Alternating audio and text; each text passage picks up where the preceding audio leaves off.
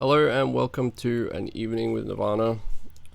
It's a podcast where I talk to members of the Doom community and, maybe in the future some people outside of it about things like level design and mapping. And, I want to get into things like MIDI construction and stuff. And today we are talking about speedrunning. I'm going to talk to Vile, also known as Stx-Vile, Stx-Vile, depending on how you pronounce it. Maybe he can explain that after. He's a prominent speedrunner in the community. Been around for somewhere in the region of 15 years, I want to say. And he's known for runs of Swim with the Whales. He's got some old Iwad Nightmare runs as well. Valiant more recently. And even some runs on my own WOD, Fractured Worlds. So you also will probably want to check him out on Twitch, where he streams pretty consistently. And let's get into it. How you going, Vile? I'm doing good, Nirvana. Thanks for having me. Yeah, it's great to have you on.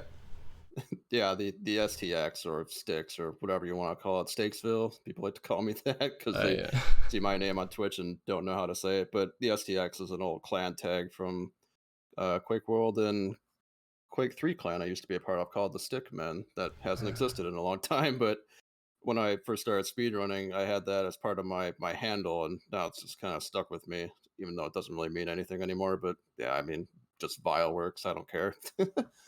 Yeah, I think I usually go with Vile as the safe bet. And I had Yeah. actually seen in some of my research for this that you were part of the Stick Ben, the Quake 3 clan. So maybe we'll get Yeah. into that later. Sure. So I started the same way every time. With a good question to begin with. What was your introduction to Doom? So yeah, like way back when I was a teenager, I think it was a teenager. It might have been like before I was even 10. Whenever Wolfenstein 3D came out, I would Mm. play that at my friend's house on his dad's computer. Um, and some point later on, my dad got a computer and brought home floppy disks of Heretic and Doom 2. So that was the first time I ever played those games. And I always grew up around like video games. I had a Nintendo, a Super Nintendo, but like first person shooters on the computer were some of my favorite stuff there. um, Spent a long time playing like Quake multiplayer, and like back then, Doom was my single player game. Quake was my multiplayer game. Even though I really like Quake single player nowadays too. Like there's a very active mapping community in Quake, and they're churning out stuff all the time. But Quake is also a very fun single player game. But yeah, just way back when, just dad came home, put that stuff on there, and then I was on the computer most of the time.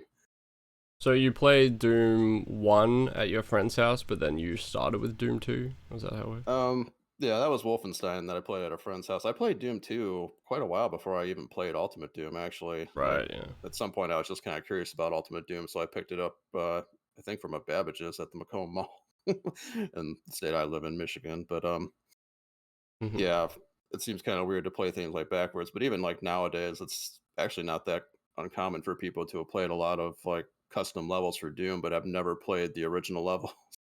Yeah, was Ultimate Doom. Didn't it come out after Doom 2, technically? That extra Yeah, episode? I think it did, right? Yeah, yeah. I don't remember the exact time frame. It might have been like around when Quake came out. I'd have to look Yeah, it up. yeah. But yeah, yeah. The original 3 episodes, and then Doom 2, and then sometime later they made Ultimate Doom. Yeah, because So I mean, I was really young when it all, like, because I was 91 when I was born. So I played Doom when I was like 6 years old or something. And I think I probably also started with like Doom 2 and Plutonia, and then I went back later and played Ultimate Doom as well. So similar kind of y- trajectory. yeah, I guess mentioning that, I don't remember if I played Final Doom before I played Ultimate Doom. I think I did. Hmm. Well, yeah. Uh, I, Uh, what was your? Do you remember your experience with like Final Doom very much? no, I mean, not really. To me, it was just like another add-on that I think that appeared in stores at some point. Like that's how I heard about that stuff. I used to have a subscription to like Nintendo Power when I was a kid, so I just got Hell the yeah. praise of new Nintendo games when they came out. But as for PC games, like I don't know how I even learned about that stuff except when we went to like Circuit City for anybody who remembers that, since they don't exist anymore. But just like checking out the PC game section there, back when PC games were picked up from stores and not In just boxes, digitally yeah. sold. Yeah. Did I you? still have some of those old CDs too. Like I have a CD collection of old PC games. Yeah, I think I got the final Doom box somewhere around D Zone as well. The add-on pack, the very high Yeah, quality maps for Doom have that somewhere. nice. Um, so what was your actual introduction to like the Doom community? Like when did you start getting into PWADs and custom content? Oh, yeah, that's really drawing on some old memories. I was trying to remember when I first learned about like Doom World, because back then when like I said, Quake was my multiplayer game, Doom was my single player game. Like Quake had a very prominent online community because that was like the game back then Yeah. for online gaming.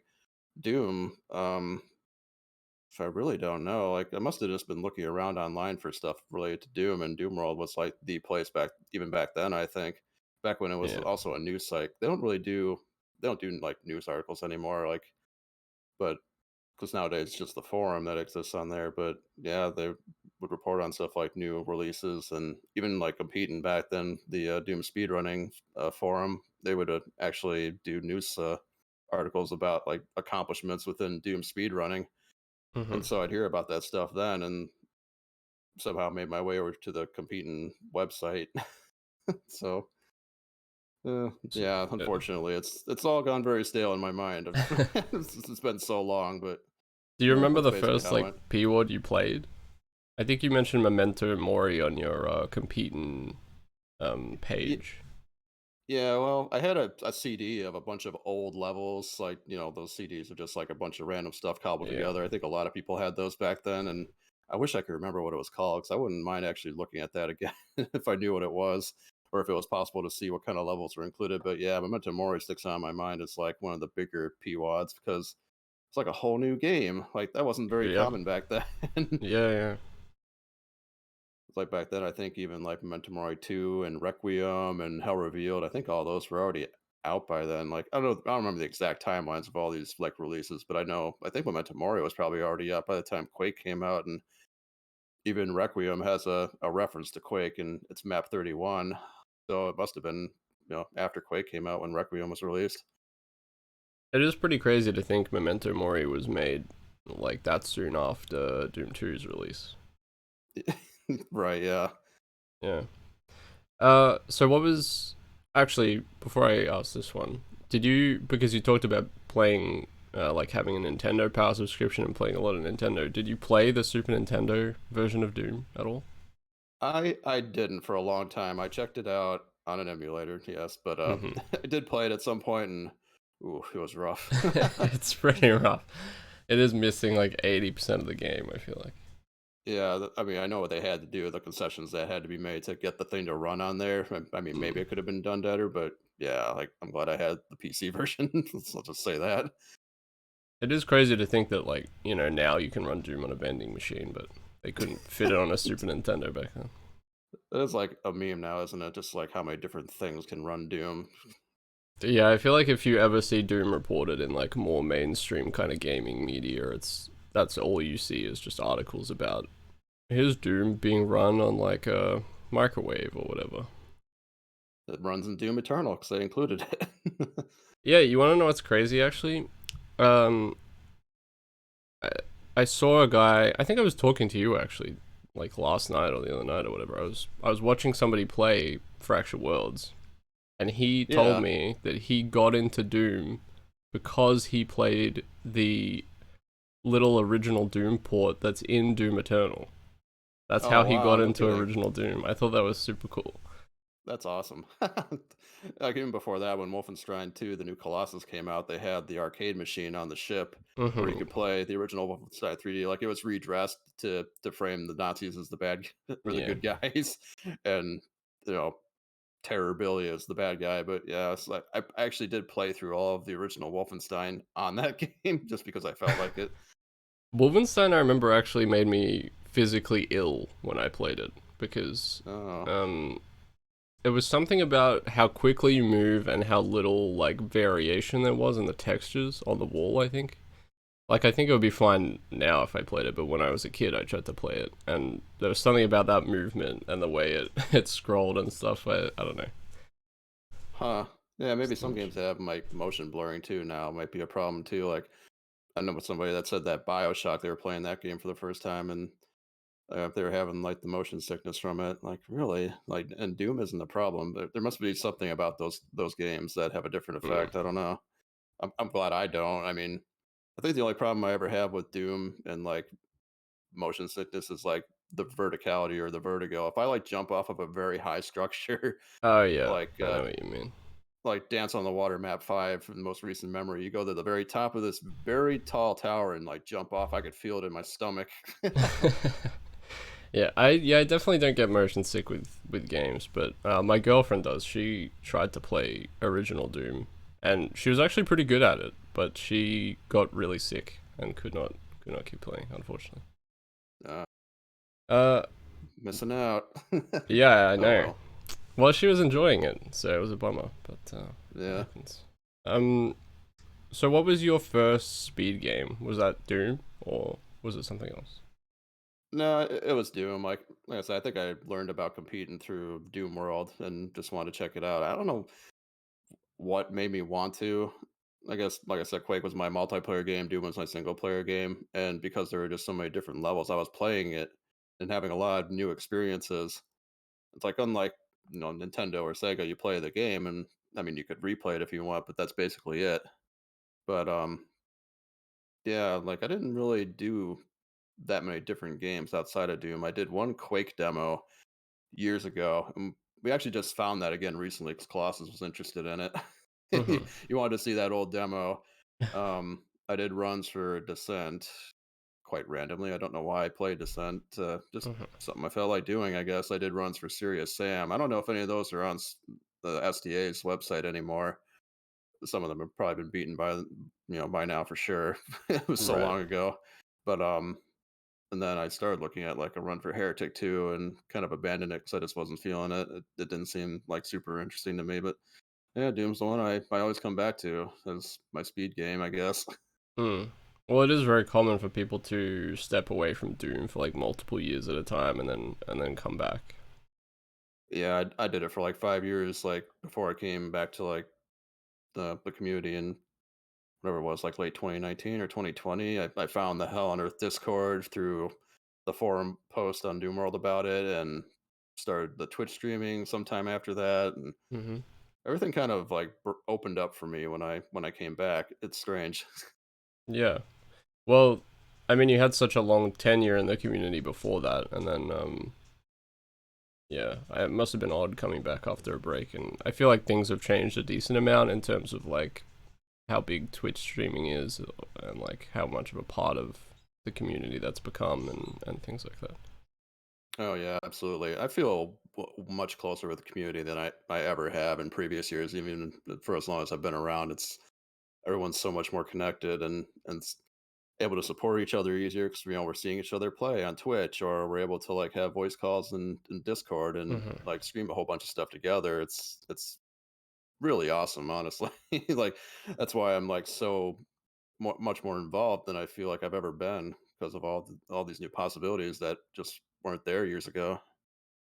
Yeah, I mean, we talked about this a little before before we started actually recording the podcast, but for anyone who isn't aware, Vile's been around for a very long time, and I was sort of scouting around for like things to do with the podcast, and I was reading the old Okuplok thread where he'd been accused of sort of cheating and stuff, and there was Vile in the thread at the time, and people were already saying, this guy's one of the best out there. Uh, in the context of the Oku runs, and I just thought it was interesting to see Vile pop up in these old threads. I have been around a while. What do I you didn't even think? remember that.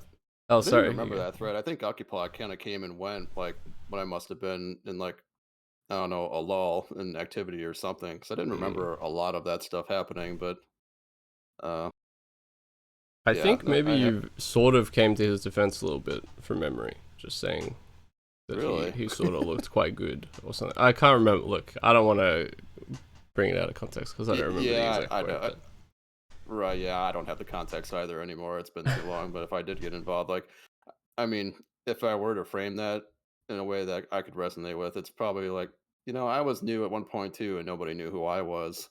hmm. And I don't know how people felt about me when I first appeared, just like out of nowhere from like calling myself like, I'm part of a Quake 3 clan, and I just come in recording Doom demos. It's like I don't know what their first impression of that was. Yeah, and I mean back then you didn't have all the streaming and ways to confirm these demos. It was all done through demos, really. So, um, Right, yeah, very few demos I think were ever watched live unless you know, there were LAN parties back in the day where a lot of people in the Doom speedrunning community got together and did all that stuff, and even like some of Henning's nightmare runs of Doom 2, which were like the run back in the day, like the most prestigious mhm. runs in the game. Some of those were recorded at LAN parties and actually witnessed, but otherwise, yeah, that there's nothing aside from Doom demos.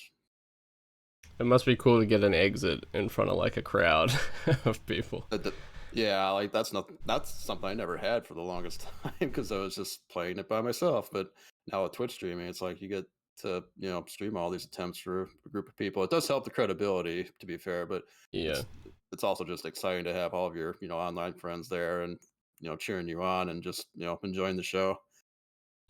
So what drew you to speedrunning in the first place? Because it's generally like it seems from the outside to be like a bit of a leap, I guess.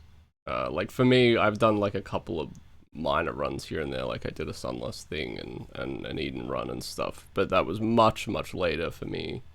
You seem to get into it relatively early. Yeah, there were demo packs of a lot of those old Iwads back in the day, the bigger ones like Memento Mori and Hell Revealed. The Hell Revealed pack, and especially when I saw all that stuff, I was like, how are these people able to like play all these things? Hmm. And, um, I guess, just a desire to see what you can do. At some point, you want to see how you measure up, or like what kind of things you can do. Because you play the game enough, you enjoy it enough. It's like this is a really fun game.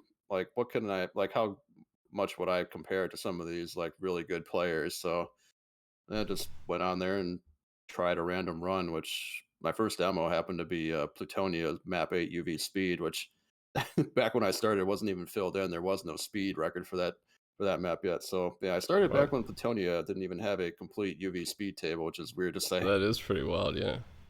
But yeah, just like trying random UV speed runs. Granted, like yeah, these were runs that weren't done by anybody else, so I wasn't competing against anybody in particular. But just getting the demo experience and then trying runs that had records already, seeing if I can improve them. I remember Hmm. spending like a fair amount of time on TNT Map 4 because the record back then was 13 seconds, and I did a 12-second run. Um, yeah, just kind of branching out from there, like trying some harder runs. Like after a certain number of like UV speeds, I started doing the Nightmare episode runs for Ultimate Doom, and then Yeah. trying the Nightmare 100% secrets rather. Then I tried the full run of Doom 2 100% secrets in Nightmare skill and getting up to Mat 24 and falling off on the ledges because I was so nervous. Oh no. I didn't try that one for like many years since then. It was uh, actually a bit closer when I came back like years later to finally finish that run. But yeah, it was hmm. kind of a weird progression of just trying like difficult stuff or stuff that was considered like prestigious to do at the time. Yeah, and I guess back then UV. I feel like back then UV speed was the big category, whereas now I think UV max is generally what people go for. Yeah, it's kind of a strange evolution there. Like I think Nightmare Speed was actually the big category back then. Like Oh, nowadays, okay. UV Speed seems more like the big thing. So, when a new UV speed record comes along, it's like a big deal. Like Looper's full runs of Doom 2 most Oh, recently. for Iwads for sure. Yeah. Yeah. Yeah, for a lot of like players nowadays, it does seem like UV Max is the most popular by and large. And that's my favorite category nowadays. Like I started off doing the UV speeds and at some point just trying to transition to max runs because that's just my favorite way to play. Yeah, I think. Well, it translates a bit better from casual play because you generally want Yeah. to kind of experience the full map, so it makes sense for a speedrun. Yeah. Doing max runs really does, demonstrate just like how much you love a certain map because if you enjoy the max run from it, it's as like about as complete of experience as you can have with a map is killing and everything and getting all the secrets and all that. So I'm surprised like even recently doing Valiant runs like what maps I like more than others just by how they play from a UV max perspective. Hmm. Well, I think yeah, you talked about it shows how much you love the map in question, and I think I hear a lot of people like you'll see YouTube comments sometimes for like really big speedruns that maybe like reach out to further in the gaming world to more casual players, and you'll see comments like, "Oh, this person's not even playing the game correctly, like they're skipping things and blah blah blah." But and like I think those people think, "Oh, this person doesn't even like the game that much; they're just trying to do it quickly." But really, speedrunning is like the ultimate expression of how much you love a game usually because you have to sink so much time into it. Oh yeah, like some of the games that I've seen speedrun, like even on like Nintendo, like I replayed Blaster Master on stream just because I felt like it. But before I did that, I watched a speed run of it, and it's like watching some of the things they can do. Like they skip the stage 4 boss and get through like a barrier without like having to go all that way to fight it, and even like cheese the stage 5 boss by glitching it into a previous room. I'm like, it's like how you even find this stuff is beyond me. But you really have to spend a lot of time to not only have learn and understand how these things work, but to replicate them consistently. Yeah, I mean, I don't think people are spending like 100 hours like looking at code and seeing how hitboxes for certain things function so they can like get through the map or whatever because they don't enjoy the game. Right, yeah. So looking on compet-n, which you told me the pronunciation of that before the podcast. There's Yeah, I there mean, was like that's just my pronunciation. I don't know if that's how you really pronounce it, but it's short for competition, yeah. shortened down to 8 characters because of the 8 character, I guess, file limitation in Doom. I guess Uh-huh. that's why, like, demos back in the day were always 8 characters, and there was some shorthand for what demos needed to be named. Yeah, I think I always called it just compet-n because I think the English major in me was like, well, there's a hyphen there, so you have to read them Yeah, as separate things. yeah. I mean, I know what you mean when you say that, so that works for me. There was like this little quiz on the site, which I think must have been extremely old, but at the time you stated that your nightmare run of Doom episode 1 was the demo you were most proud of. How much work did you put into getting that demo? Unfortunately, at this point, I don't remember. Mm. It had to have been a fair amount of work because, well, back then, like, you have to I don't remember if you could even like save in Nightmare Skill. I don't know if that was a thing or if that was a limitation. But yeah, just like learning from map to map, like what the fastest route is, and learning all the nuances of Nightmare Skill because it's very random. Like Yeah. you can say that there's like a certain rule to how long it takes for something to respawn in Nightmare Skill, but it always seems like it works out differently than what you'd expect, or there's enemies that'll appear at the absolute worst times.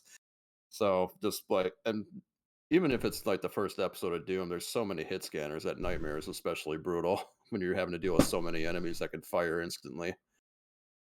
Yeah, I mean the speed aspect is I think something people forget about with Nightmare. Like they think they remember the respawning, but the speed aspect is honestly one of the tougher parts of the category. Yeah, you definitely don't want to hang around too long in Nightmare because the longer you do, all the enemies that got wiped out will just come back, and then you'll have to like predict like all right, where are they going to congregate if I you have to go back to an old area that you have to pass through again. It's like E1M3 for I think for a lot of people just trying Nightmare Skill episode 1 is a sticking point because you have to go all the way down a hallway across the bridge into a dark room to get the blue key, and then you have to go all the way back across that whole Uh-huh. area to past everything you killed, and may not know exactly what respawned or where they're going to be. So yeah, it's tricky.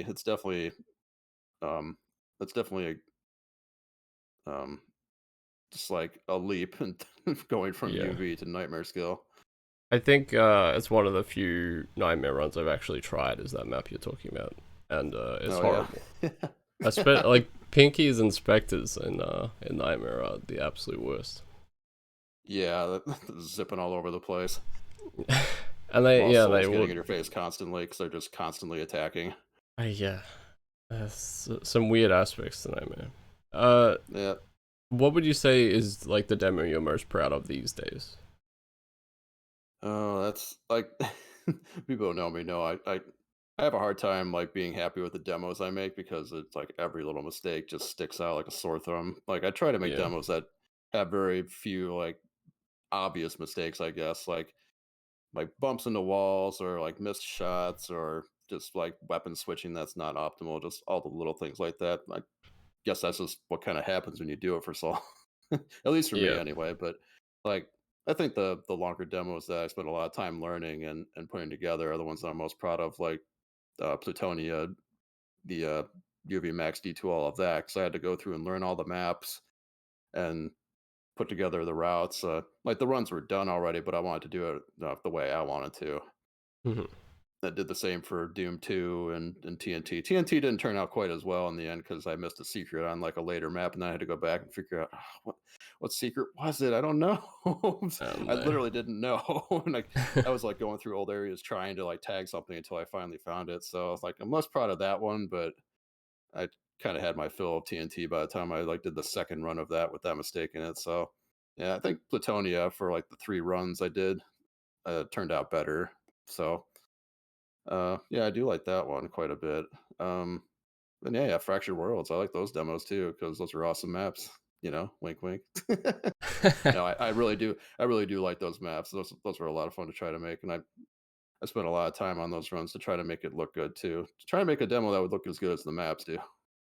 well, I mean, I watched you going for that demo live for Fractured Worlds 3, and yeah, I mean, it was very impressive. Just I feel like you already got a couple of exits, but you weren't quite happy enough with them, and then you ended up going back and trying to get sort of the perfect run or whatever. And I guess I did want to. Maybe I had it down for later, but I guess I'll just throw it in now. But I did want to talk about like the aesthetics of a run in terms of like you're talking about like no bad weapon switches and things. And I know from my very small amount of experience running things, you do feel really bad when you know you've done something suboptimally and that it's gonna be in the demo. Like there is like a specific kind of feeling. So how important do you think like the aesthetics of it are to you? Like you don't want to play too slowly, you don't want to play too carefully. Do you have these kind of thoughts? Yeah, because I don't know how many other people have those kinds of thoughts, or to the extreme that I do.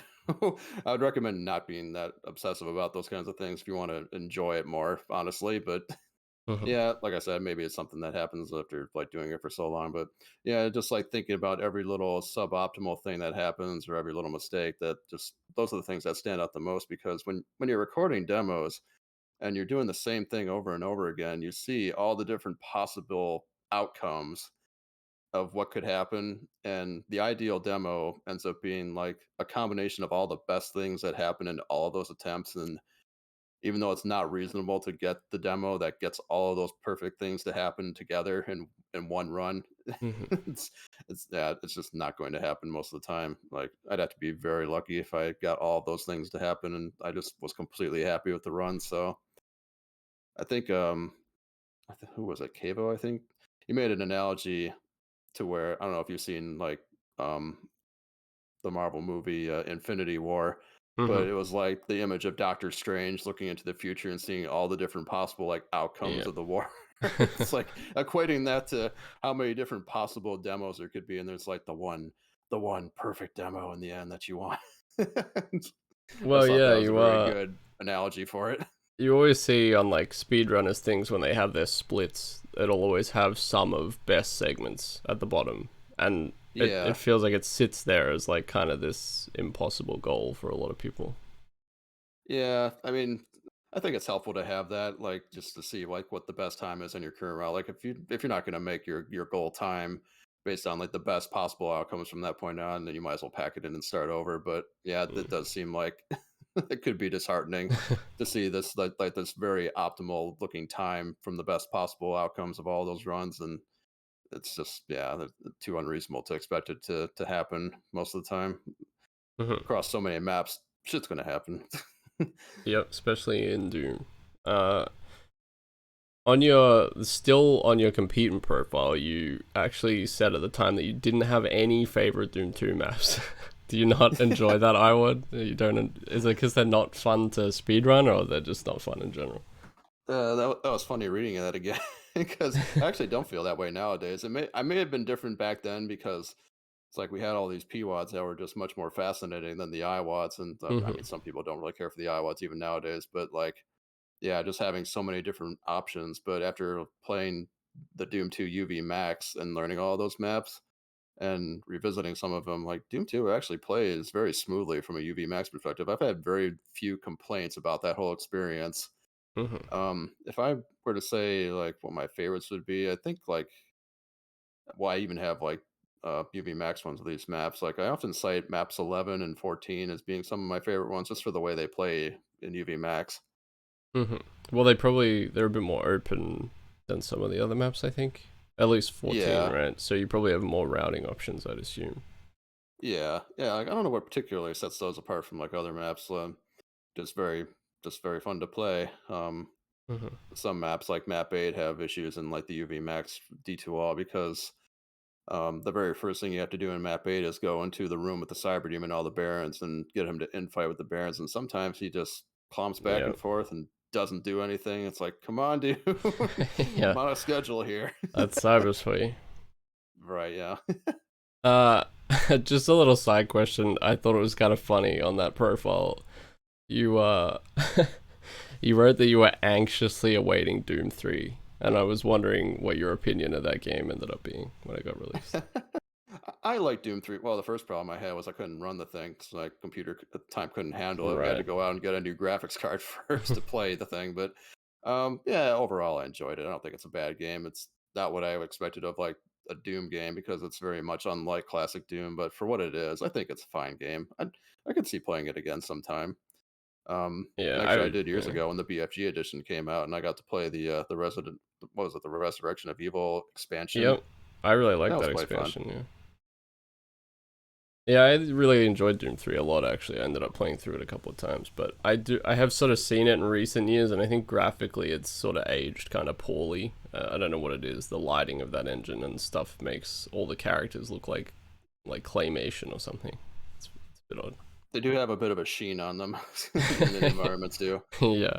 Yeah, For anyone who, everything's very shiny. It looks like it's sort of cling filmed or whatever.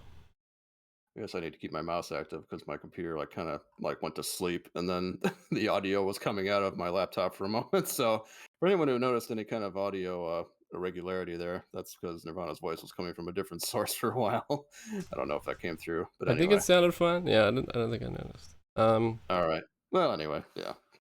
Do you think you tend to sort of when you play a new game, are you looking for can I speedrun this game? Like, or is it always just an afterthought when you've played a game you enjoyed and you're like, maybe I'll go back and speedrun it?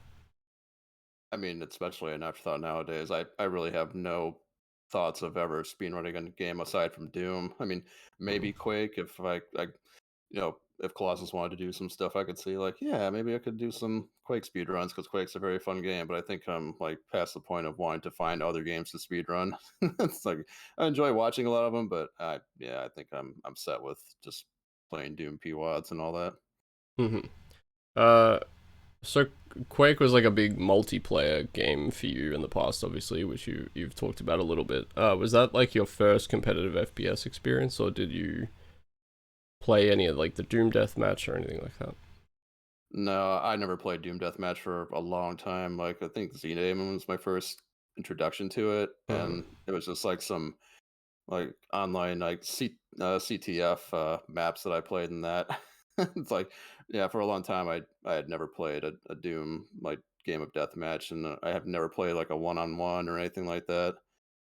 Yeah, Quake was always the multiplayer game of choice for me, and like and it was a lot more accessible too. Like we had Quake World, which was a port that made it easier to play Quake online, even back then when like lower latency was less common than it is nowadays. And we also had like programs like Quake Spy or what would eventually become Game Spy, where you could actually find servers. Like I don't know if that stuff even existed in Doom way back in the day. Yeah, I'm not sure actually. I'm not sure if you had to connect like through. You probably had to connect directly through IP and stuff, I'd imagine. But Yeah, I believe so. Yeah, Quake just made it so much easier to get into the game. That's why it just exploded in popularity. yeah. What did you enjoy about Quake multiplayer? Do you think was it? Do you think it was like the movement, or was it more specifically the gunplay or something? I think it was a combination of all those things. It's a very fast paced game. You can go extremely fast, and that was even before like bunny hopping was discovered. like Hmm.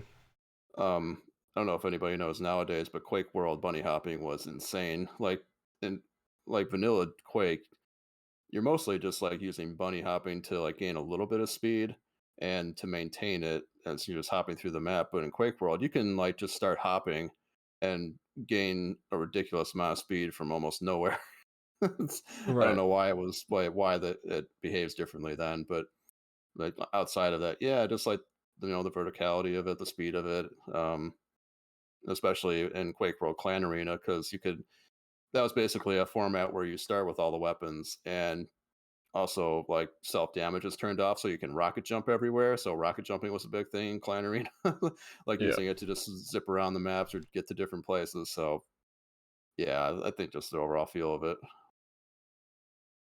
Yeah, I mean, I think the movement is sort of what I assumed would have been a big draw because, like, I suppose I think of Doom as like a very momentum based game, and it's probably what makes it fun to speedrun in the first place. Like Quake, I didn't like as much, or Quake 2, I didn't like as much as Quake 1 for multiplayer because it did get slowed down a bit. Hmm. Like weapon switching was slower, and your vertical air movement was restricted. Like in Quake, you had a lot of control over yourself in the air, but in Quake 2, you're more locked into the direction that you're jumping. So I felt it was more constrictive. I mean, people moved on to it because it was like the new game. New That's Yeah. where the technology was too. But then, like a lot of people, I stuck with Quake 1 when that came out. Well, that was sort of what happened. Like, I was a Halo player back in the day, and I guess like I played the Call of Duties and stuff too. And a new one comes out, and everyone would just move. Like the whole player base would just be gone, basically. So it's Right? not really Yeah. like today where they would support games for longer periods of time. Yeah, I wonder how like the Call of Duties do that. Because like there's like I know there's competitive Call of Duty, but it's a new game every year. So Yeah, it there's like must be everyone really just jump strange. ship after just a year of like one game and all the different like additional maps that come out with it, and then there's a new game and like I don't know if everybody just like sticks with the game they like or if they all just move on to the next thing. Yeah, and you got to imagine that they're like from a development perspective, are you like, well, we can't really make this game that much different from the previous one because we have this whole competitive scene that's built around it, and it needs to be similar enough that these players can still compete in it and make money. I don't know. There must be a Yeah, lot of things they have to consider. yeah, I didn't really even consider that, but yeah, that makes sense. So looking at like your speedruns on DSDA, it seems like you don't have a particular style of map that you run. Like a lot of people just do Iwad runs, or they will do sort of slaughter runs. Like they pick a specific sort of subset of maps that they enjoy and they play them. But you seem to sort of just play everything. What do you tend to look for when you want to run a WOD? Honestly, I don't know. It's just something that just looks appealing to me in the moment. I guess like I went back and like Flotsam. A lot of those maps have been run before Teen Head, and I just decided I like this map. I'll give it a run. Why not? Like other times it'll be something that's been done before, and I'm trying to beat a target time or um. And yeah, I don't really care if the map is hard to be. It doesn't have to be difficult to be enjoyable. I can like play a lot of different things and have fun. Even if the map isn't hard, you can do a lot to just bring down the time. So yeah, it's difficult to say what's going to appeal to me at any moment. Like recently, I've been doing the Valiant runs, and before that, I had a long list of like possible runs I might want to do in case I felt like demo recording again. And Valiant wasn't even on the list. It was just like something I decided on a whim, Right. like, oh, someone's gonna do this now, whatever. I mean, I'm definitely enjoying it, but I don't know. I don't know what makes me decide to do certain things sometimes. Do you think there are certain like identifying features of a WOD that makes for a fun speedrun though? Uh, I mean, it has to flow well. Like Valiant has like a very fast-paced overall feel. Um, not a lot of things are getting bogged down in like very long stretches where nothing's happening, and it's all very consistent, which is what I like about it. Yeah, I mean, some of the maps that I don't like for speedrunning are like places where like a lot of it is just like locked into time sequences or um Or at least nothing that you can do anything about. Because some things, like in Fractured Worlds, like you can speed up those encounters if you know what to do, but in other cases, you're just kind of like locked into place for quite a while. It's something that I try to avoid if I can help it. Um, Hmm. yeah, Like just older slaughter stuff tended to do that a lot with slow lowering lock-ins. yeah, like some you don't have to have those kinds of things, but yeah, just the pace in general, as long as it's fast and fun. Like there could be a lot of different ways to express that in mapping. Hmm. Yeah, I mean, Fractured Worlds, I did. It is lock-in heavy in terms of you, like you go into a space and you are sort of stuck there in a lot of ways. But I did try to make it so that you know, you weren't forced to wait for a lowering wall or whatever. There might be a couple of switches you press, but you can do that reasonably quickly as long as you beat the fight fast. So, Right, yeah, there's lock-in sequences, but they're also interesting too, and fun and challenging. hmm. um, so you talked about this a little bit earlier. You touched on it anyway. You chose to do UV speed and UV max detools of TNT, and it is sort of often the most maligned of the Iwads. And I was wondering what your thoughts are on that WOD and sort of why you chose to run it in the first place. I'm actually not sure why I chose to run it. I think it was because I just wanted to learn the Iwads because I hadn't played them all completely before. Like when I did Doom 2, it gave me a bit of a perspective on it that I hadn't had before. Like I feel like I know the WAD better than I ever have, and it actually gave me more appreciation for it in the end, Hmm. which I thought was interesting. Like just being able, like it changes completely how I will play the WAD from that point on because I have the route in my head now. I mean some of the memories going, but I just have that picture of the route now, and that's probably how I'm going to play it every time I ever play Doom 2 again. Yeah. And the same for Plutonia. It's like being able to UV max every map, like increase my appreciation for the WAD. Even if like not everything about it works, like some of the early levels of Plutonia are kind of a drag to play it over and over again when you're doing a full WAD run Yeah. of it. And TNT kind of has that, not to the extent of Plutonia. Like I think it drags a little bit up until you get the super shotgun in map two, and it's like, all right, now we're on our way. Hmm. Yeah. But yeah, I think it was just wanting to learn the IWADs, and at some point I wanted to do Ultimate Doom as well. I just hadn't gotten around to that yet, and then um, yeah, we have Brooke doing a lot of those UV Max runs for Ultimate Doom right now. She's done episode one and episode two, so I don't think that's something I feel like doing at the same time Yeah. because I think it's being covered. It would be interesting, but it's not something I have to do. Yeah. But Ultimate Doom would be a weird one because it's very uh loaded towards the end in terms of difficulty. Like it's pretty easy, and then you get to episode 4, and then that's sort of the harder part of the run, and it's all sort of stuck at the end. well, at least with Ultimate Doom, you play episode by episode individually. Like I don't know if anyone's ever done, I guess what would be called like an RTA Like a where you movie do or whatever. right, yeah, a complete run of Ultimate Doom.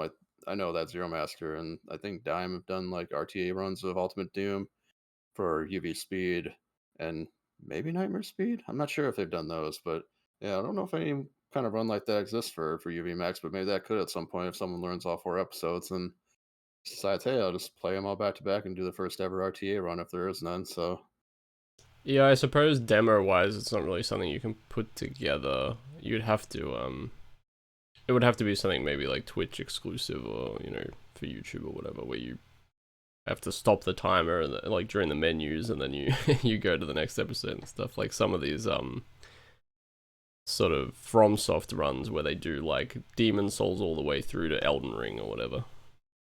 right, yeah. Yeah. Yeah, I saw that video Carl Jobs did about that Dark Souls runner who played all of the FromSoft games without like taking any damage. Yep. I don't know if it was A Happy Hob ridiculous or yeah, someone. There are a couple yeah, of it's like people a who do. right, it's like a ridiculous marathon of like avoiding all damage. That was insane to see or learn about. Yeah, it's something like an 11-hour run or something stupid. I don't even know how you factor that in just time-wise into your existence, really, running something like that. Yeah, like some of the WODs that have been done with D2Ls, like some of them are just so long. I think the longest runs are 6+ hours, and Hmm. there's probably other WADs that would take even longer than that. It's like who would want to devote that much time to doing that?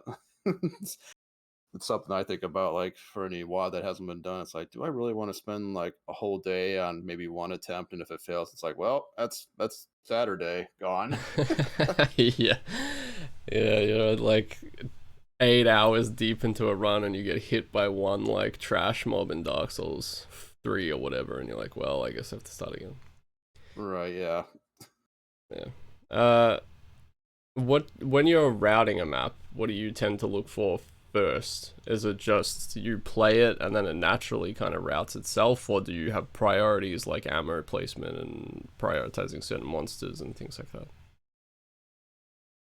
I guess at a point now it kind of comes together mostly naturally because there's so much experience that I have now doing this kind of stuff. It's like, yeah, like you want to see if you can get ahead to get like things that could help like in other parts of the map. If there's like more weapons, like a BFG, if there's a BFG in the map, like some of the first things you think about is like, okay, Mm-hmm. how soon can you get that thing? And does it help clear out anything that you may have passed up to get to it? Um, does moving in a certain way and just letting a whole bunch of monsters loose let them congregate in a certain area where you can just pick them off later, or do you do a lot of backtracking and is it better to just leave things alone or come back to them? um yeah, there's a lot of little decisions as far as like what to do, and sometimes you have to iterate a lot to figure out what the best approach is, which I don't often like to do as much nowadays. Admittedly, like you have to be able to explore a lot of different possibilities and how they play out over the course of a full run. Mm-hmm. But yeah, there's a lot of like small decisions like for every part of the run. Like could be even about, like which weapon to use and which spot. Is it better to use chain gun here? Is it better to use a shotgun here? And so on. Just little things like that. Yeah. And what do you think are the major differences between routing for a D2 versus doing like individual level runs? Is it mostly ammo management and stuff with cells because, or rockets and stuff between maps? Yeah, primarily that. Like when I did Plutonia, like when you do a D12, you're acutely aware of where the first BFG is for Yeah. one. Like on Plutonia, the first BFG is in map 11, and TNT it's 15, and Doom 2 it's map 8.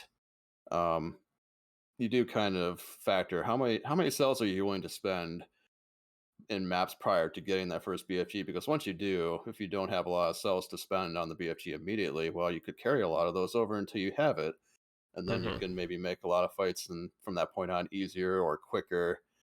So just factoring all of that together. But yeah, from level to level, I think it is primarily just how you want to spend your ammo. Even like not even counting like cells. Like if it's a rocket launcher you get early on, like do you spend the rocket launcher ammo early, or do you want to save it until a later map where you might not have it in like the IL run or individual level run Mm-hmm. to make some fights easier or faster?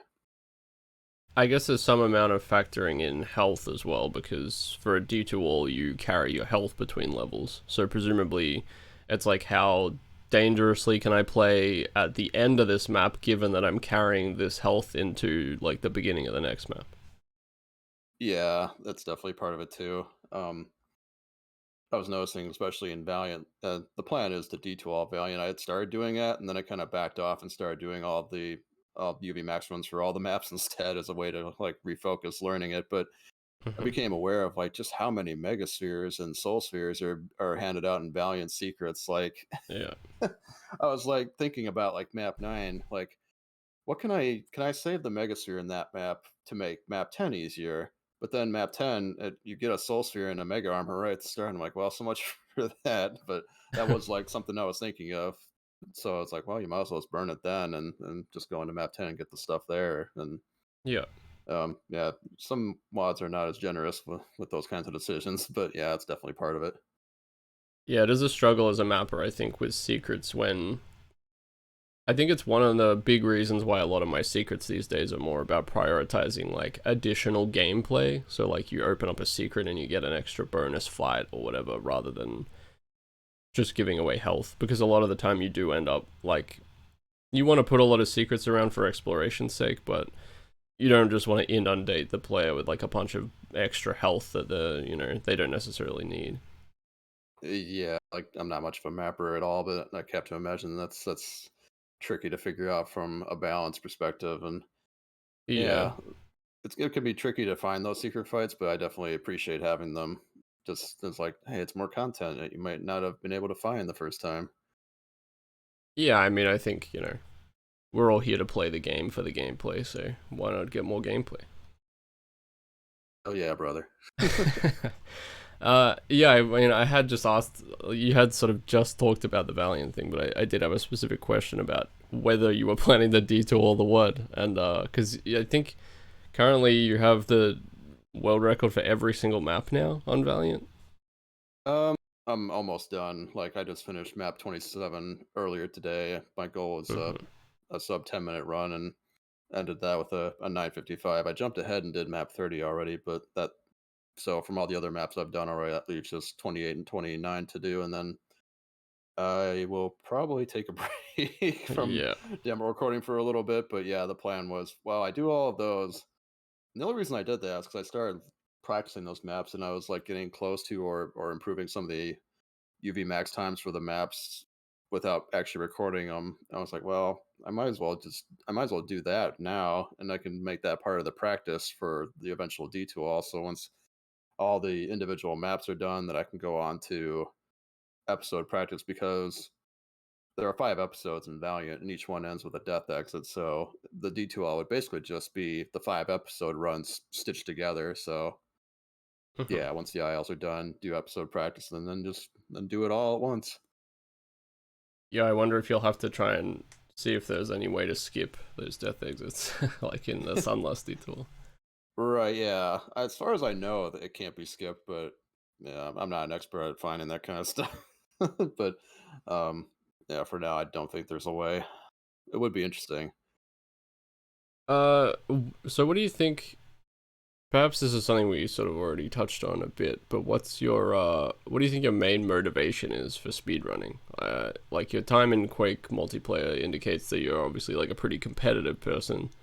Do you think like competing with other players on leaderboards and stuff is a big part of it, or are you really sort of competing with yourself more?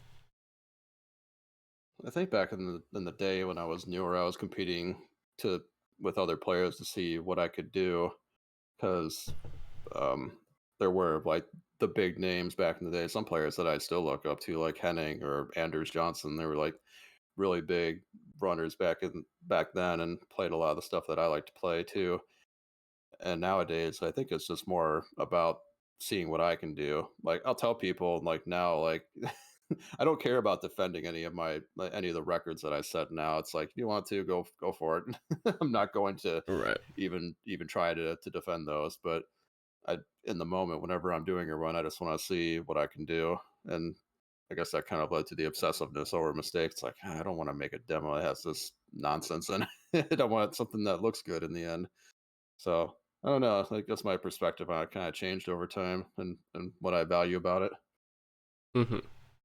Well, sort of adding to that, I remember seeing you playing through it was no SP2 map 15, and you were doing the Cyber Demon encounter in that, Yeah. which anyone who's played that WOD will know. Uh, as probably the hardest part of that entire WOD by far. And I I I got destroyed by that part the first time I played it. I was stuck there for she's must have been several hours trying to do that part. yeah, I mean, I remember you doing it, and even when you got it, you would reload and retry it to get it better again, and then eventually you ended up sort of UV maxing the map. Do you think like you put a lot of pressure on yourself to get like to make sure that you get a fight down, like to make sure that you get like a really good time and stuff? Yeah, I try to get as comfortable with that kind of stuff as I can through the experience. Like, even if you do it once, there's probably a better way to do it. And the more times you do it, the faster you do it, the more comfortable you'll feel doing it. And that definitely matters when you're going for but like a time or just trying to make a good run. Like trying to feel as in control of the situation as you can, even if like I mean, there's some cases where you're probably just gonna be part of the chaos of the moment, depending on what the fight is. But yeah, definitely just putting in as much experience as I can to feel like I can do things as efficiently as I can possibly try to do it during a run. Yeah, it doesn't always work out, but just do my best and just see what I can do from there. Hmm. And do you think a lot of that is also maybe trying to eliminate elements of luck? Like, if you feel like, oh, I only beat this fight because I got lucky, is that generally when you're gonna sort of reload a fight and then try to do it in a way that feels more consistent? Like, there's a lot of variance in how some fights turn out for me. Mm-hmm. I've noticed like sometimes when I play a map blind nowadays on stream and I do a fight and I get a good sense of whether I got lucky. Yeah. Or sometimes I'll make a point of saying like this could have easily been like a fight that would take 10 more tries if it worked out differently because a lot of crazy things can happen in Doom. You can get a lot of crazy high roll rockets to the face, like Revenants especially. I harp on Revenants for just having ridiculous ranges on their rockets. Uh huh. It's like sometimes you can get hit by a couple rockets and take 20 damage, or you can just get annihilated. So Yeah. yeah, it does play into it. But yeah, like I don't like feeling like I got lucky in a fight if I got through it. Like you want to be consistent because that's a sign of progress. If you feel like you're more in control of it, or if you get unlucky, or even if you get lucky, I think it's healthy to acknowledge if you get lucky. Like every once in a while, just get like a 10 damage revenant rocket. And it's like, hey, look at that! That was Yeah. nice. I was actually gonna, when you were talking about the Revenants, I was gonna say that something I've talked to Rubik's about quite a few times is that we always notice that people only call out the 80 damage rocket, but never the 10 damage. Yeah, I mean, it is a meme, like the Doom 64 meme that came about because of Hell Knights and their 64 damage high rolls. But yeah, there's two sides of it. It's definitely easier to point out when things go wrong, but there's a lot of cases where we slip by because we took a lot less damage than we could have taken Mm-hmm. too. So yeah, I think it's good to acknowledge both sides of it. Yeah, I always remember I was doing Sunless Saveless map 16, and I got hit by 3 Revenant rockets, and they all did 10 damage. And that was pretty much Nice. the only reason I got through the map, so it does happen, you know. Sometimes the game throws you a bone. Do you think you have like any advice for people starting out speedrunning in the community in terms of like a good way to get into it? Um, Definitely learn from like other people who've like done the kinds of runs that you want. Well, for one, you want to figure out what you want to do. Like, what kind of runs would you be interested in doing? Like, it took me a while to figure out UV Max was my favorite, but yeah, just start with things that look interesting. Maybe get more involved with the community and like see what other players are doing because you definitely don't want to reinvent the wheel for one. Like, if there's things that you can learn from what other players have done, then definitely take the opportunity to do that. Mm-hmm. And that's what's so good about Doom speedrunning and like having the demos because when you try to get better at a map or a particular run, it's you push yourself to try to match what they're doing and then do it better. And so you just kind of naturally get better doing that kind of thing over a long period of time. You're constantly pushing yourself to adapt and get better at it. Yeah, I think people who have sort of come into your stream in more recent years, they may not be aware that you've been around for like such a long time and been speedrunning for a long time. Do you think do you think speedrunning in the Doom community has changed at all since you first started? I guess we talked a little bit already about how you sort of UV speed used to be popular and nightmare speed, and now it's maybe moved more into UV max. Do you think that's sort of the main changes? Uh, yeah, the focus on what people like to run seems to have shifted a bit, or what the popular runs are, I suppose. But the biggest differences are just the accessibility, and yeah, like I said, like back then, runs were if they weren't like witnessed at a LAN or something, LAN Mm-hmm. party, then they were never seen outside of the demos. But nowadays, we have all these different streaming options and ways to share the runs in progress, and it feels like the community is way more open and way more involved than it ever has been because of that. And this even extends to like not even just like speed running, but like just like playing new WADs that get released in the community. Ever since I started streaming, I've been playing a lot more things, Mm-hmm. and I just feel like has it made me wonder like has the community always been this active, or does it just seem like it's way more active now because I've just changed how much my involvement is from what I'm doing? Yeah, it's tough because I mean the community is so old, and it's also gone through like a lot of, I want to say like upticks. in terms of like popularity and people coming to the forums, like especially Doom 2016 coming out and Doom Eternal and things like that. They tend to bring in like a lot of brand new people. Yeah, you said that someone had played classic Doom through Doom Eternal, and then suddenly, suddenly playing Yeah. Fractured Worlds on Twitch, and it's awesome. That was crazy to me that that's how they got into Doom, but it's great. I mean, it's just cool that there are so many avenues, and also, I mean, the community is very fractured. I think for Doom, there's like a big YouTube community that's entirely separate from the Twitch one, and then Doom World, and then you have, I think like Something Awful. They have a community, maybe even like NeoGaf, and then you've got Facebook has a huge Doom community that I'm sort of not even aware of at all, but it's just so much. Yeah, there's a lot of disparate communities here and there. But just I don't know if disparate's the right word. Scattered. I don't know. But anyway, yeah, I Yeah. played some community projects from like even people on 4chan, like even like anonymous Mm-hmm. contributors, and it's good stuff. Like I was surprised. Like wow, this is a really well put together project. Like to name drop, I think Ad Mortem, I think was the first one I saw that came from them. It was like a Halloween themed Doom wad that had a lot of cool stuff in it. Yeah, yeah. There's sort of Doomer boards too, and they always produce pretty good megawoods. Yeah, they're very consistent on their timing. Every month something new comes out. And it's like definitely gotta love the game to have that much commitment to doing new map packs every month with new themes every time. Well, it's kind of nice for a community that's sort of, I feel like, structured around this very sporadic nature of community projects, where it's like it might come out in a month, it might come out in 10 years. You don't know. Doom is a timeless game. Yeah. No matter how people choose to express that. Yeah, it's very cool to see all the love for it.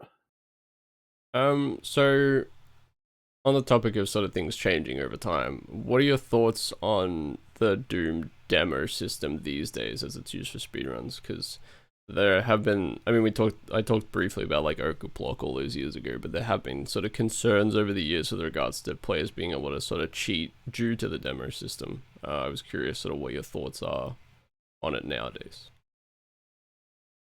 Admittedly, it's kind of a thing that I chose to like distance myself from. Like even Hmm. even for as long as I've been around, it's like I don't know if I wanted to be involved in like the administrative part of Doom speedrunning, but my perspective on it, yeah, it can be tricky because I know there's ways to detect cheating, but not 100%. And whenever a new player comes in, it's like there's that level of scrutiny because there have people that have come in and tried to pass cheated demos off as legit and gotten outed Mm-hmm. for it, and then come back several times under different names, but we won't get into that. but Yeah. um but yeah, it's the demo format is always going to be susceptible to that, and Twitch, uh Twitch streaming does help the credibility, I suppose. That's another nice thing about it. It's like not only does it help people come together to enjoy Doom speedrunning, but it does help people feel that's legitimized because they're showing off all their attempts.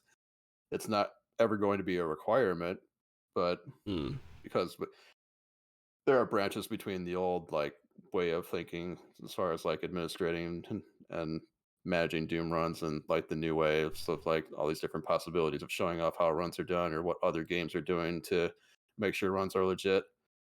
But and then even like for runs that are still considered records, there may be a question about whether they are legit because they are from players that have since been outed as cheaters and are no longer in the community.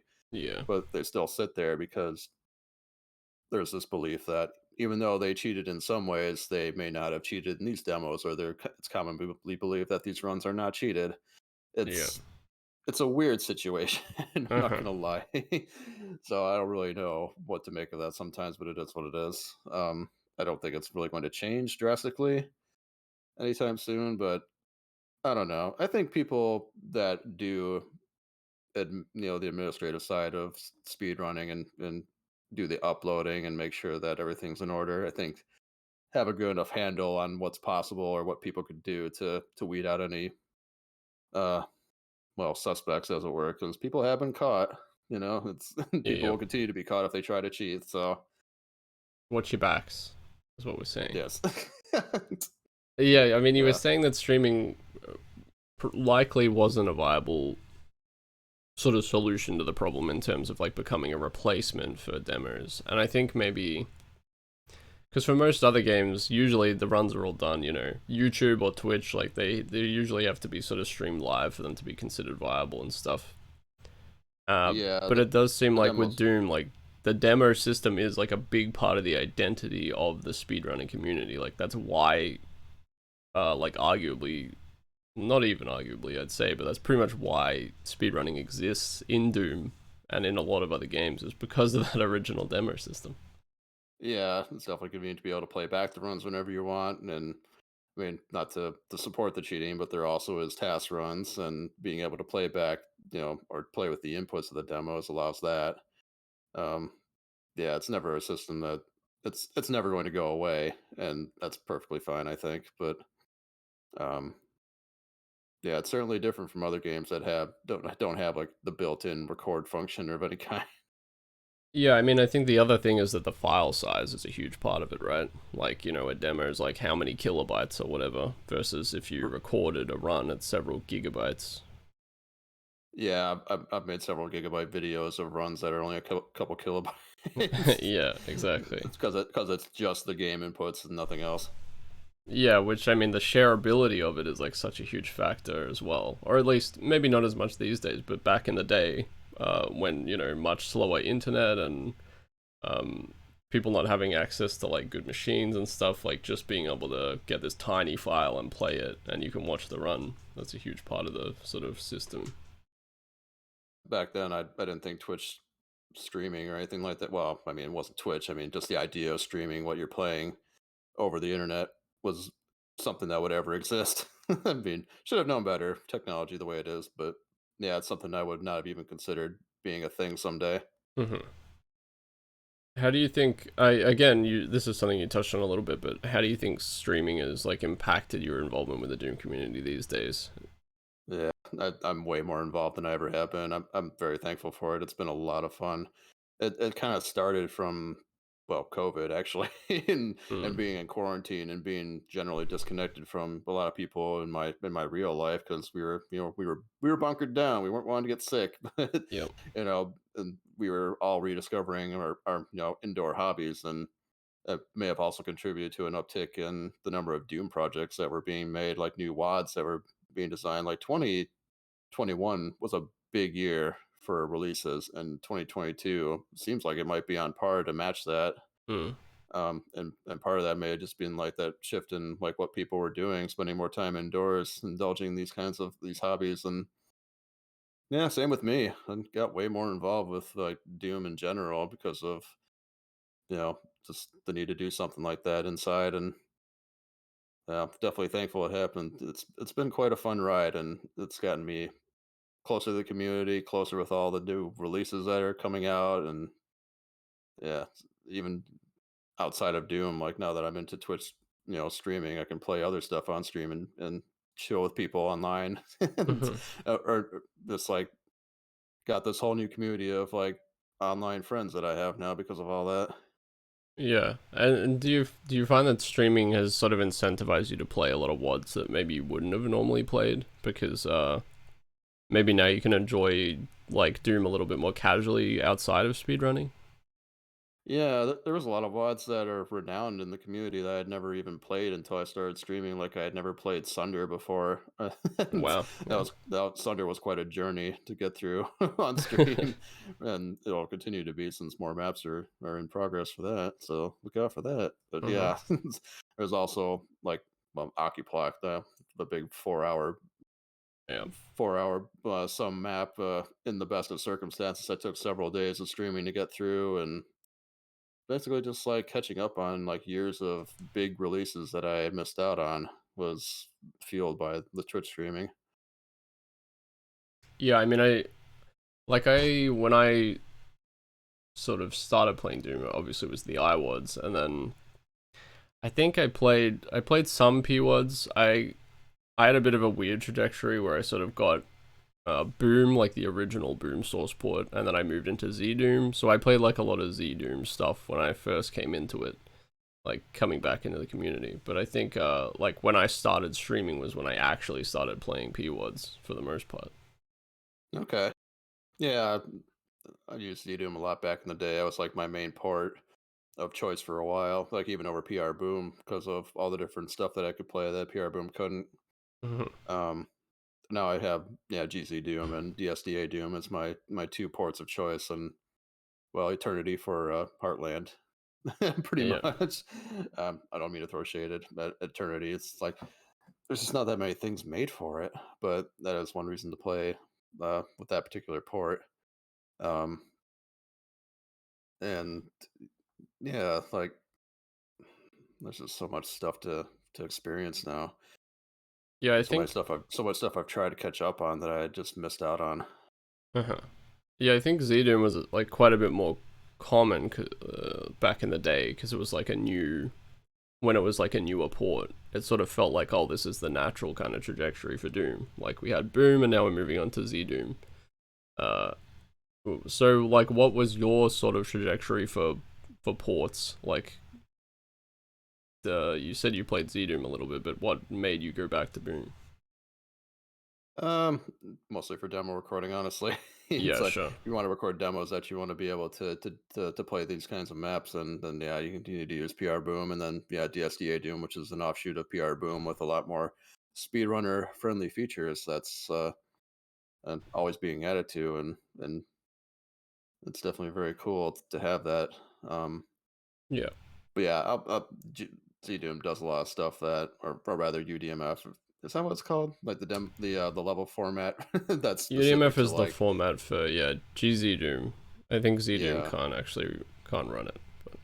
Okay, gotcha. Yeah, but yeah, definitely having that around is nice. Or all the different kinds of releases that are way beyond what Boom can do, and um, I tend to like DSDA Doom or PR Boom for the kind of features or for the kind of levels that Z Doom can't do, or or rather, that can be done in it, as opposed to like stuff for GZ Doom. There's so many different things that completely transform the game. That's what I like the most about like Z Doom or GZ Doom. These Mhm. mods that just like completely transform the whole experience into something brand new, like the like Golden Souls 2 Yeah, um or the Hocus conversion to stuff like that. That's what I love about GZ Doom the most is when it just like does something like brand new, completely transformative. yeah, definitely. I think for me with like UDMF, I really love the format, and I think I guess if I had a gripe with it, it would be that I want to see more stuff where like the full features of the port are utilized, like in terms of like Doom combat, not just for like total conversion kind of stuff.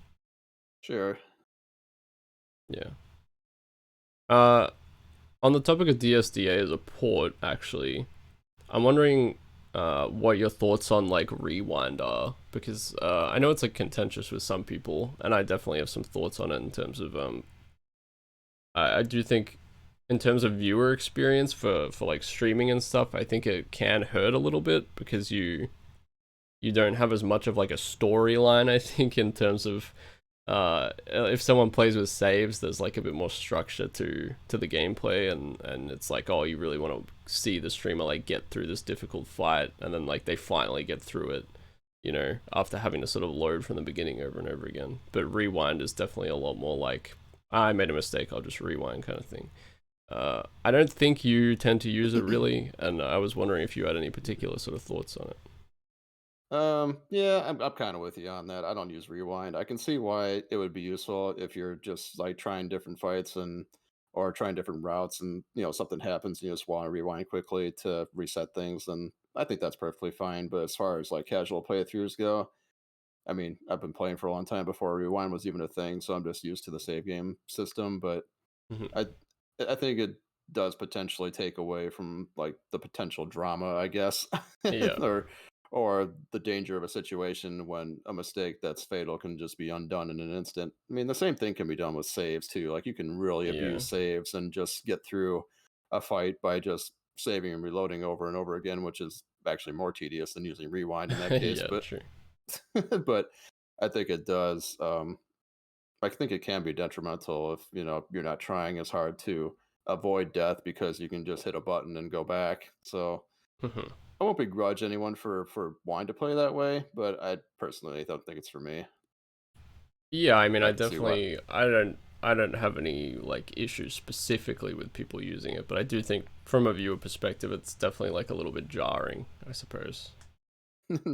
Yeah, I mean, yeah, like I said, I can't take away from the drama of a situation when there's no like there's nothing lost, or you don't have to do a whole fight over again if you can just Yeah, rewind past any kind of fatal mistake. yeah, exactly. I will say though that as a mapper, it's like an incredibly useful tool for testing purposes. So I do Oh like it yeah, for that. yeah. Uh, in terms of mapping, you made you made one map for Dubs's 5 minute design assembly wood, and I actually played it, and it's it's pretty fucking rough.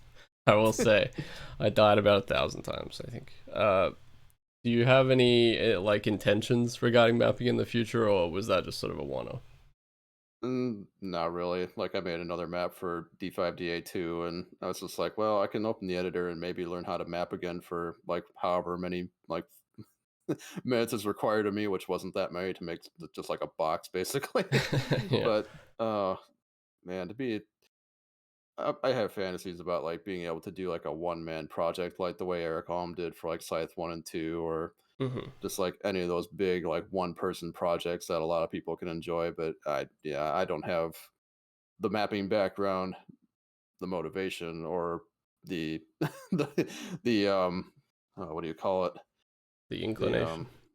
well, inclination, the inspiration, I guess. I don't have a lot of ideas as far as like new things to give to the game.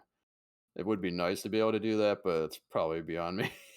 So, I mean, if I think of something fun to make for, just something dumb, I can throw something together, I imagine. But yeah, I don't see myself ever being able to make like a grand project like the kind that I tend to admire. Well, I mean, a lot of it is just like you just have to start.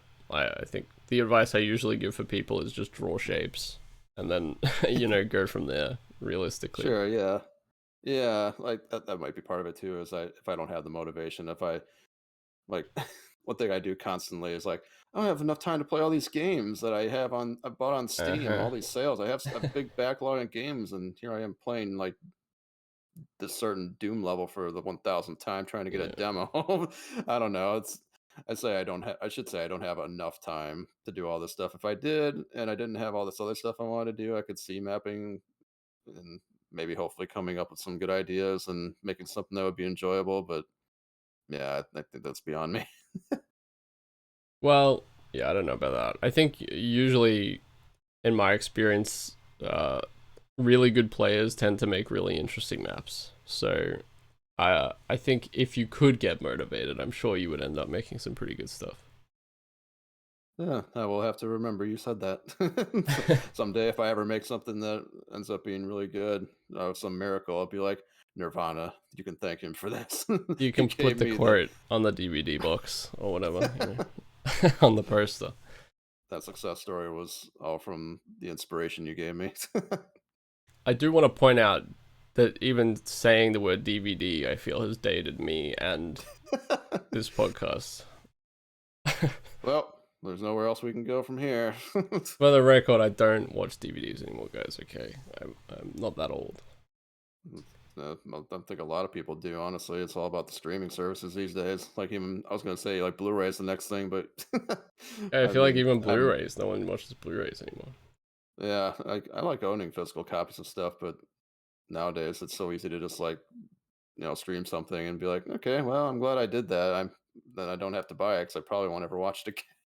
I mean, some things I Yeah. like having actual copies of, but a Well, lot of yeah, I that mean, I might just used to be buy tons of DVDs. I used to have tons of CDs and stuff too.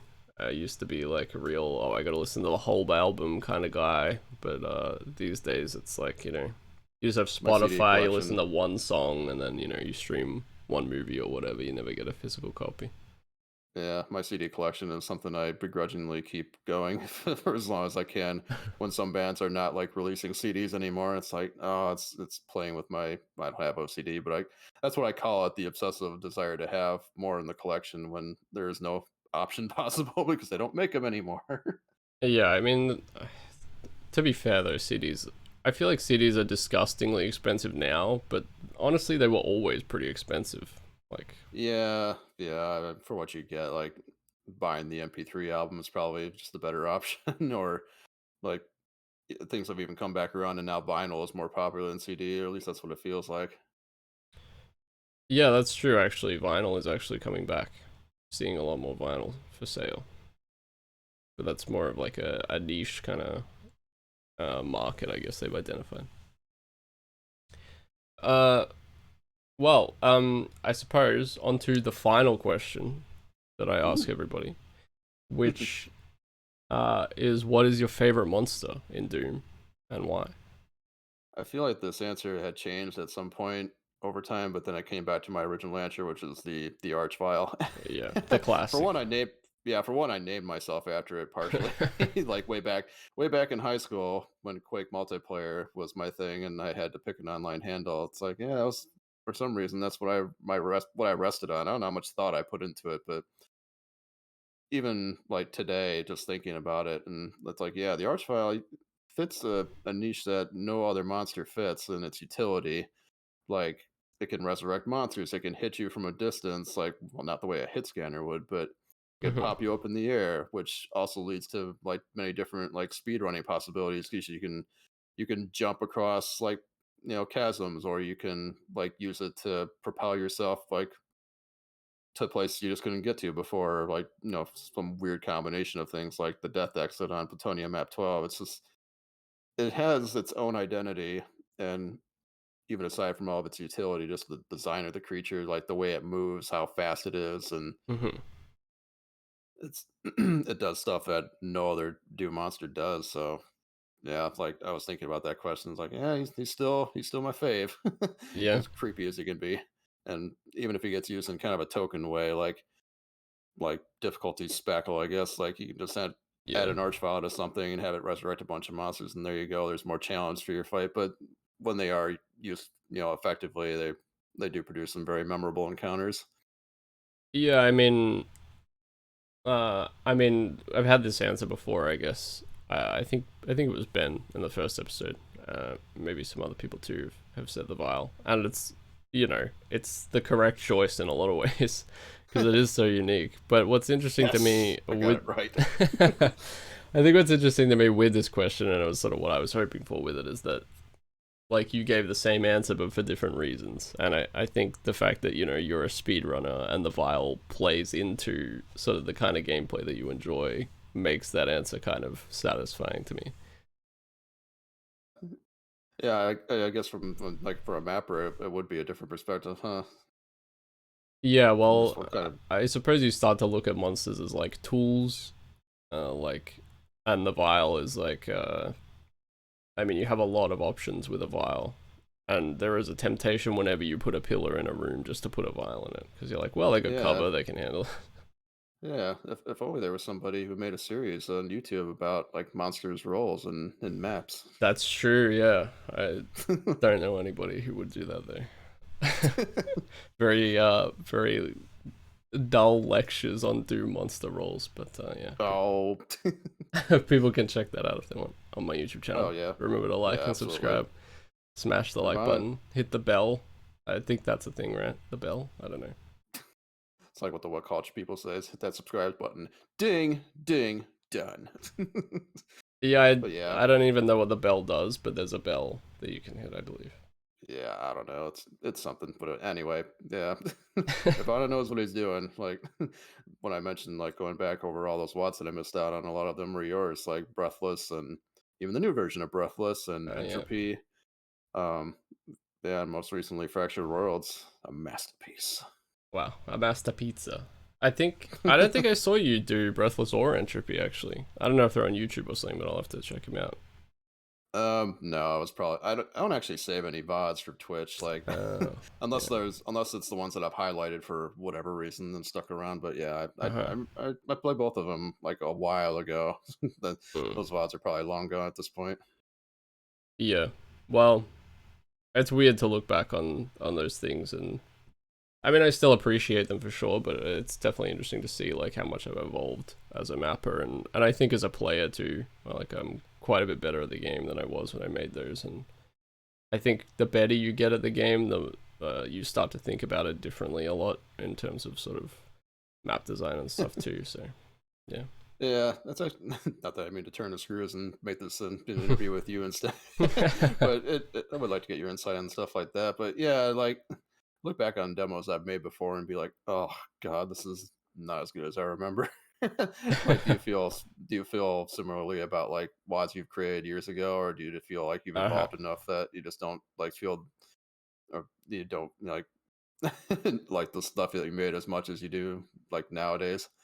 Yeah, I think so. I think you have to think of it in terms of like, well, I was like in a different place in terms of what I wanted to do back then and stuff. But I think for me it was definitely like Breathless was like my first proper public release. I had like one map that I released before that, but I like that was like a real learning process. Like I don't know why I decided to undertake like this gigantic map That to yeah, begin that with. was quite a first map for sure. Yeah, but I think side def like line count, it's still the biggest that I've made.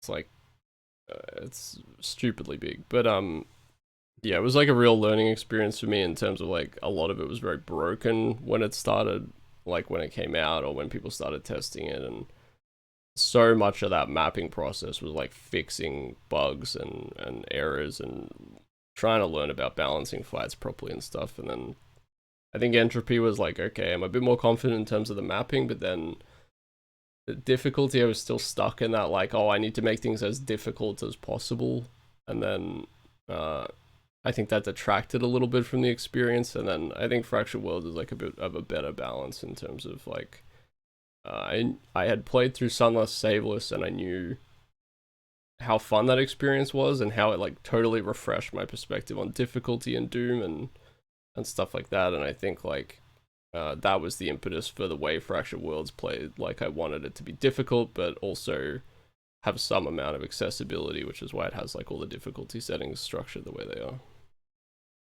So, yeah, I could see that. Yeah, Fractured Worlds definitely seems a bit scaled down compared to like some of the other maps you've made before that. Yeah, it's like a bit more honed, I guess. Yeah, that's a good word for it. Yeah, and now I'm just making weird shit at the moment, so people will see that eventually. Maybe this year. It, Who knows? ooh, interesting. Yeah, I haven't heard of this yet. Well, maybe I'll talk to you about it after the podcast, but it's trade secret at the moment. No, fair enough. Yeah, well, You don't have to tell me, but I am interested. no, I'm happy to talk about it. But not publicly yet. Other people can wait. All right, fair. But yeah, thanks so much for coming on. It was great to talk to you. Interesting too, because I've only talked to sort of mappers at the moment, so I really wanted to get you on and like talk about speedrunning, because obviously it's something I'm interested in and it's a big part of the community. So it was great to get your insight on all of that.